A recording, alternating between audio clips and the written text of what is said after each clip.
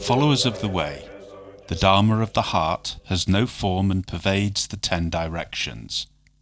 In the eye it is called seeing, in the ear hearing, in the nose smelling, in the mouth talking, in the hands grasping, in the feet walking. Fundamentally it is one light. Differentiated, it becomes the 6 senses.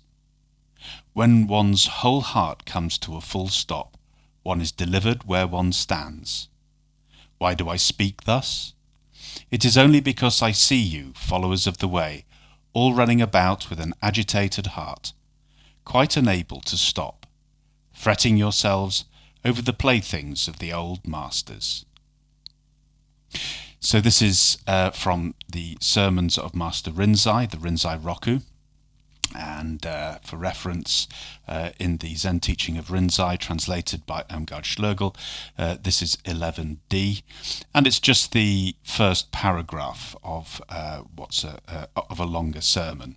So, followers of the way, this is Master Rinzai, obviously referring to his monks, where in the monastery that he ran over 1200 years ago, 11 to 1200 years ago. So we're talking well over a millennia.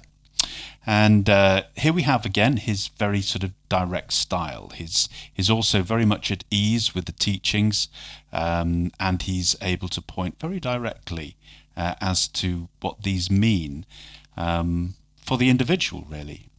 Talking about the senses, which we all know as well, and the things that we do every day, grasping with the hands, walking with the feet, smelling with the nose, hearing with the ear, seeing with the eye, and so on and so forth. So let's have a look at this in a little bit more detail. So followers of the way, obviously, as I've said, that's his monks, but it's also us, because we are following the way. The way, of course, is the way of the Bodhisattva. This is the Mahayana. Zen is part of Mahayana Buddhism. He says, the Dharma of the heart has no form and pervades the 10 directions. So we have this term, the Dharma, which has several meanings, obviously. As we've said before, the Buddha Dharma means the teachings of the Buddha, as written down or spoken. But the Dharma as a spiritual term, as a spiritual concept, or perhaps more as a spiritual power, is central to the whole of Buddhism, and actually isn't unique to Buddhism either. It predates it, but the Buddha certainly pointed this out and used it as something very fundamental. The Dharma, if you like, is the true nature of things. It is nature in the sense of reality, the grounded being that pervades everything, but is not to be found in the forms themselves, but underpins and gives rise to these forms. So later on, when he says fundamentally it is one light, and if you think of light, how it shines in every direction equally, if you have a light source such as a star or even just a lighted candle in a room or a lamp, that light pervades in all directions, and so it illuminates, and that's what the Dharma does. It illuminates things and brings things into being in that way. When we switch a light on in a darkened room, before that light goes on, we can see nothing. When we switch the light on, it brings the illumination, actually brings the objects into consciousness and makes them visible. So although obviously the objects exist in the darkness, they cannot be seen, so the colours cannot be seen, the shape cannot be perceived either, just if we're just standing there until that light actually goes on. So this light not only illumines, but it also brings things into being and makes things distinct and available. But he says that this one light differentiates into the six senses. And the six senses, of course, we have the five physical senses, which we're familiar with, but in Buddhism there's a sixth one, which is the mind or the heart that perceives mental objects such as thoughts and emotions and intentions, dreams as well. And so, in other words, it refers to everything which can be perceived, everything that goes to make up the world. So already with these six senses, we are present, aren't we? Because when we sit in Zazen, or when we are given wholeheartedly into daily life practice, what's sometimes called mindfulness practice, then we are present in the present. We are present with what is just now coming in through the sense bases. So these words obviously are being spoken by one, and they're being heard by one as well. And so these words and their associated meaning, because it's not just the sounds that are heard, it's words are heard, and these words have meaning. And so there's understanding that's also present as well. All these things are taking place now. And consciousness is present with this. In addition to that, obviously, the other senses are in play. So we can feel the temperature on our skin, that's tactile sensation. Maybe there's a smell of incense or food or traffic or whatever it may be, or vaping or something. That's present or not, as the case may be. Same with all the other senses. The feeling of our feet on the floor, or if we're sitting down, our behind on the seat, our clothes on our body, etc. So all these things are present too, and all these things, as the light of awareness flits from one thing to another, like a monkey jumping around in a fruit tree, picking a piece of fruit from here and another piece of fruit from there. These things become available, these things become known. And that is literally what consciousness actually is. So we have this consciousness, but we also have always consciousness of something. We can't be conscious of nothing. But consciousness is that which knows the smell, the taste, the touch. As Master Rinzai says in another place, there is on this lump of red flesh, there is a man of no status who goes in and out of the sense gates 1,000 times a day. Do you know him? And then he goes on elsewhere to say, this one is no different from Buddhas and patriarchs. So we come back to this fundamentally, this one light. And the Dharma is that which is present and gives rise to all this. It also is empty as well. That's the important thing. And this is what he means when he says it has no form. And the reason that it has no form, and that it pervades the 10 directions, as light pervades the 10 directions, which just means everywhere, the reason that it has no form, or should I say the result of the fact that it has no form, means that it can become any form. So if something is a thing, this is one of the things, isn't it? Sometimes when God is described, if we look into the Bible, we see that God is often described as masculine, as male, and obviously, one of the things that's been said is that, well, if God is male, then how can he be female at the same time, or create female, or understand female if it's always male? Because we know instinctively, that if there's a form and something has been concretized into a form, then it cannot be anything else that's not itself. It's either X or not X, to use the sort of symbolic logic formula. Of course, the image of God is just that. It's an image, and images can change. Images denote things. It's rather like, for example, I was watching a TV program recently where people were repurposing objects that they'd found on skips or at waste disposal places, recycling centres, and they would take a piece of furniture like a wardrobe and then turn it into a chair. And they had these very sort of clever craftspeople who could do that. So, is it a wardrobe or is it a chair? It's, in a way, it's the same object, but it's been repurposed, and the repurposing it means that it receives a new name. So we see that the names can change, even though the objects were changed, it's true, but the materials stayed the same. And in some cases, it was just things that were repurposed. I mean, gosh, I remember back in the 1990s, there was even a thing about, taking an old pair of Wellington boots, painting them in lurid colours, filling them with soil and putting plants in them and then sticking them as planters around the garden. Well, they are still very visibly, they were still Wellington boots. They were shaped as Wellington boots, but they had been repurposed, and so they had now become something else. So we have these objects, and then we have these labels that get put on things. And it's the same with people as well. We love our identities, politics, don't we? And we like to say, I am this. But what are we when we're fast asleep? And, we go to war over our identities, both singularly and also collectively as well. So it's not that they don't have long-term consequences. They absolutely do. And yet when we look at it, the dharma of the things, the dharma of the thing actually itself has no form, if you like.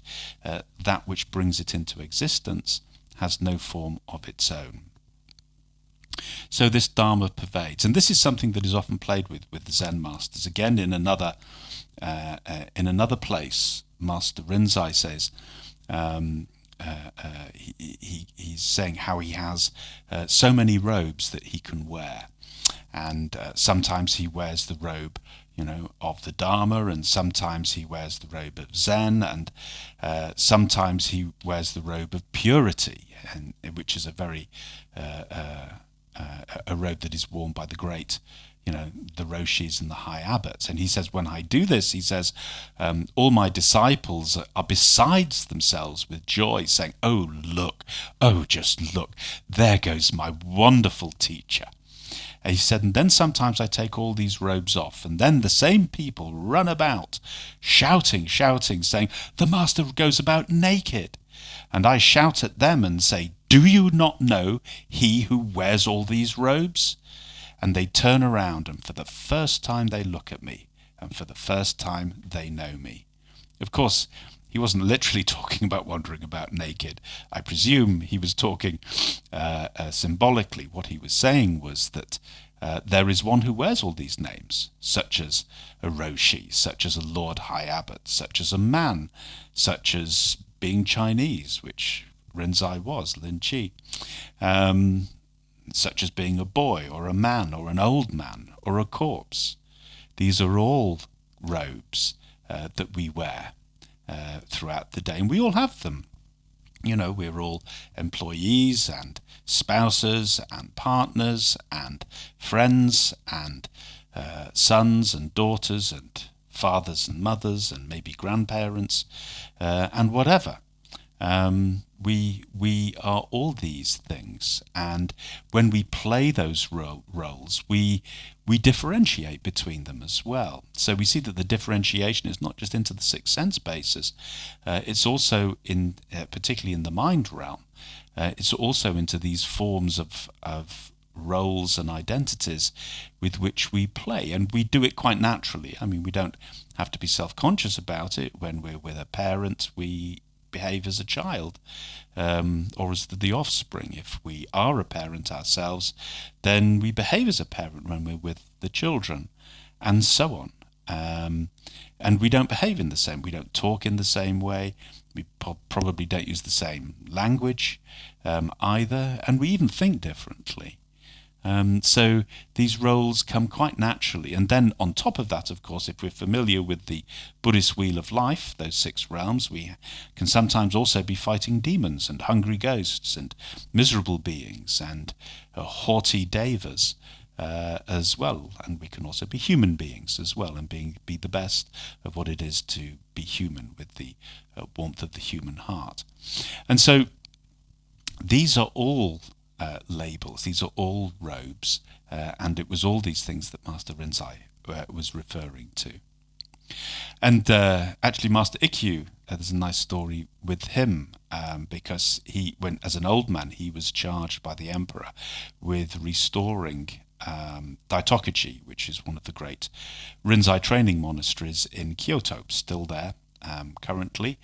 So this was in the sort of late medieval period. It had burnt down, or been burnt down, in one of these civil unrests that plagued Japan from time to time. And he had to rebuild it, so he had to get money, which meant he had to go and schmooze with wealthy donors. And they, of course, in return for their money, they want to be seen publicly with a Lord High Abbot of such a prestigious monastery. And so he had to do the rounds, and he was getting invited to donors' dinners. So he turned up one day early for one of these dinners, dressed as a beggar, and the servants of the house, of course, didn't recognize him, and they turned him away. So he went home, washed up, and put on his fine Lord High Abbot robes, and then went back to the donor's house, where he was received with great aplomb and with great courtesy as a VIP. And he was shown through to the dining room and shown to his place, and Ikyu promptly took off his robe, placed it on the chair, and said, I think this is what you invited to dinner. He said, I myself turned up earlier and was turned away, but this robe, when it arrived, was brought in as a very important guest, so I will leave it here, and now I will go. And he did, and it sort of made the whole point. So what do we take away from this as a sort of practical thing? Well, what we take away from this is that our own heart, which is also, coterminous, it's also part of the Dharma as well, in its own essence, is also without form. So when he says the Dharma of the heart has no form and pervades the 10 directions, he says that even though we are human beings and we have the form of human beings, actually the essential nature of the heart that animates and brings us alive has no form of its own, and therefore can become every form. And so when we give ourselves, when we undertake our practice of giving myself wholeheartedly, we are giving ourselves wholeheartedly into the eye, the ear, the feet, the hands, and so on and so on. These things are being done. The nose is already doing the smelling, whether or not I'm conscious of it. The body is doing the feeling, whether or not I'm conscious of it. I mean, I can be conscious of my feet on the floor, but even when I'm distracted and conscious of something else, still that tactile sensation is coming in through the sense gates of the feet, and is still felt somewhere, as is demonstrable. So this doing is happening, this functioning of the 6 senses, and also of the internal organs as well. The heart is still beating, the kidneys are still excreting, the liver is still processing, the gut is still digesting, and the muscles are still working as well and moving to balance and to enable me to sit upright in this chair. And I don't have to actually do anything extra for it, except become at one with it, to sink into it, to open up and to let go into the doing. Hence why our practice is to give myself wholeheartedly into what is being done, what is doing right now. And I like that term doing because it's active and it's ongoing. And the doing of life is ongoing, whether I'm awake or asleep, standing, sitting down, walking, whatever. Eyes open or eyes closed, these things are happening. This doing is still doing. And so instead of standing apart from this doing and commenting on it, whether I like what's happening or how it affects me, what my opinion of it is, to let go and to really enter back in to this doing. Hence why giving myself wholeheartedly into the body is such a useful way to keep coming back into the present moment. So this wholehearted giving is actually becoming the doing.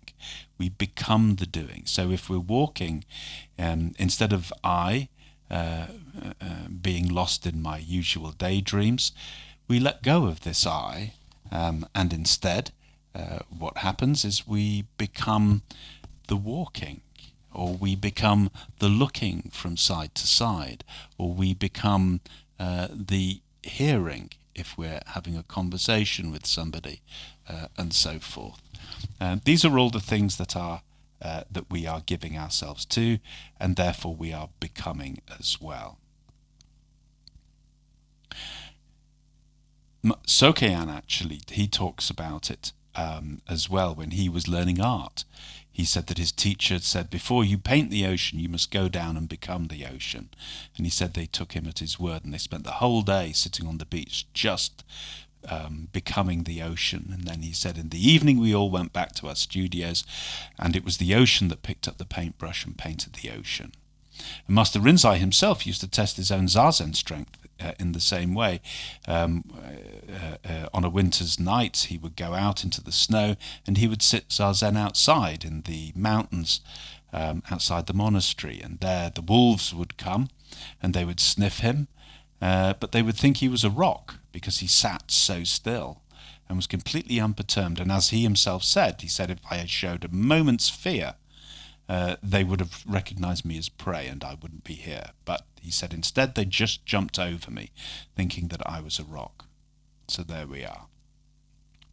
So fundamentally it is one light differentiated, it becomes the six senses. When one's heart comes to a full stop, one is delivered where one stands. Now we need to be careful with this, because in another place Master Rinzai says, do not stop the heart.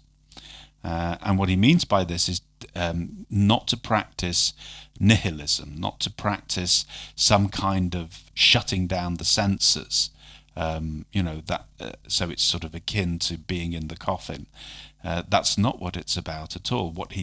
When he says when the whole heart comes to a full stop, it means that the heart is no longer being carried off by the forms. In other words, not being carried off by those thought streams, by those daydreams, but actually can just sit where it is in this eternal present moment without being carried off in the thoughts to past or future, or into nostalgia of one sort or another.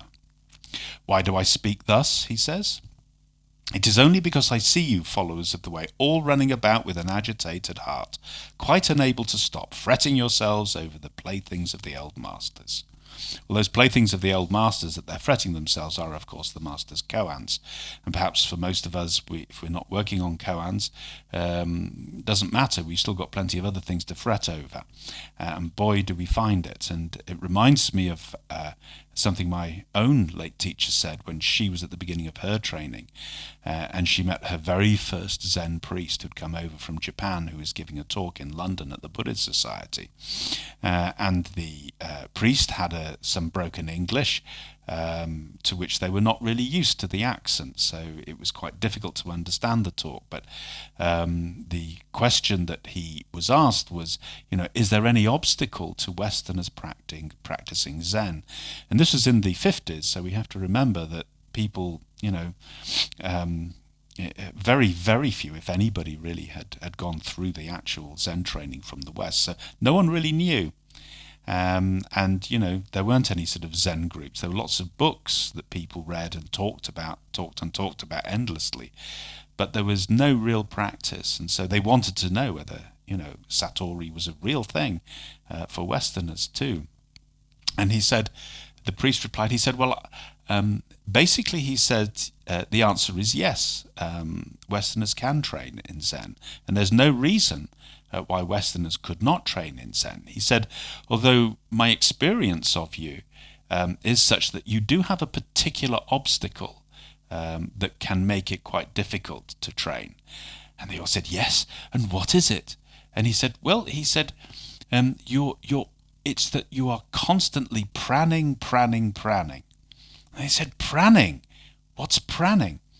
And it was afterwards when Christmas Humphreys, who was the founder of the Buddhist Society and also chairing the meeting, who understood the accent and said, the Reverend Ogata-san has said that we can all train in Zen. There's nothing to stop us except our tendency for planning. Ah, planning. That's what he was saying. That was the obstacle. But I don't plan. What's he on about? And she said it was only a few years later when she was in Japan doing her own training in Kyoto at Daitoku-ji that floated up, and she thought, my goodness, how right on the nail he was with that. Yes, aren't we always planning? Whilst I'm doing this, I'm already thinking, and I must get on to the next thing, and I mustn't forget this, and I must go to the shops, and I must create that list. And what will happen if, what will I say if I'm on my way to a meeting, and what am I going to say? I need to plan what I'm going to say to script something. Always, I am planning. And so thus I am lifted out of what this present moment holds and what can be beheld in this present moment as well. So yes, even back in Master Rinzai's days, it's because I see you all running about with an agitated heart, quite unable to stop fretting yourselves over the playthings of the old masters. And so hence our practice really is about cultivating that new habit of being able to let go. And being able to let go, of course, was also what the Buddha advocated as the medicine for the overcoming of dukkha, dissatisfactoriness, by letting go in the Four Noble Truths. So there we have it in a short paragraph already. The Master Rinzai focuses clearly on what is important in our training and gives us a clear pointer how to work on it going on into the future. We'll leave it there.